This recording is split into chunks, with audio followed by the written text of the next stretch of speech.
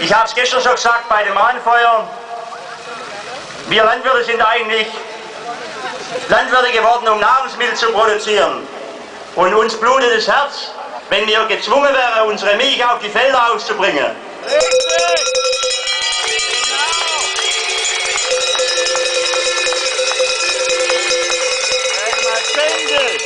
Und Herr Minister, ich denke, dass Sie uns hören, es ist eine Schande, wenn Bauern, Milchbauern, die 200-300 Familien ernähren, nicht so viel für ihre Milch bekommen, dass sie ihre eigene Familie ordentlich ernähren können. Danke.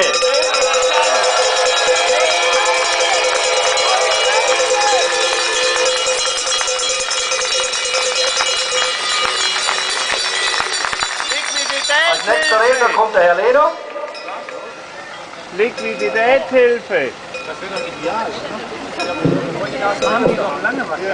Sehr geehrte Bäuerinnen und Bauern, werte Ehrengäste. Mein Name ist Helmut Lehner von der Lehner Agrar GmbH. Wir sind ein regionaler Landhändler und wir sind Maschinenhersteller im Bereich von 12 Volt Streuern. Meine Damen und Herren, es ist für mich schon erstaunlich, wie mit den Leuten umgegangen wird, die uns ernähren. Und die Politik schaut zu, wie die Bauern mit ihren Familien 7 Tage die Woche arbeiten und im Prinzip zurzeit keine Entlohnung dafür bekommen.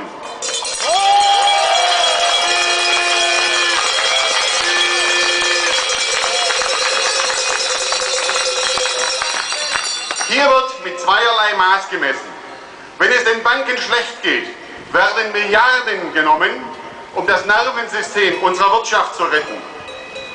Wenn es um die Ernährung der Bevölkerung geht, wird zugeschaut, wie die Bauern, die uns ernähren, unterhalb der Entlohnung von Hartz-IV-Empfängern arbeiten müssen.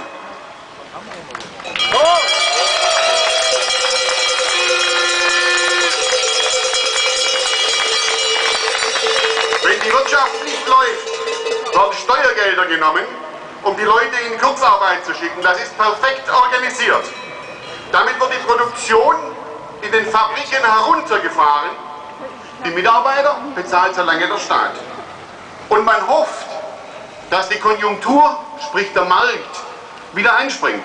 In der Landwirtschaft, insbesondere bei der Milch, bräuchte der Staat nicht mal viel Geld in die Hand zu nehmen. Er bräuchte die Milchquote nur mal so zu leben, wie es die Väter der Milchquote geplant hatten.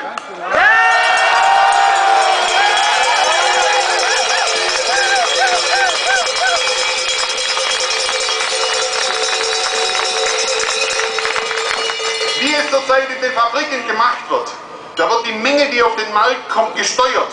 So müsste die Politik nur die Menge der Milch steuern, um den Landwirten ein Auskommen auf dem Betrieb zu sichern, so wie es bei den Arbeitern in der Industrie getan wird. Ja.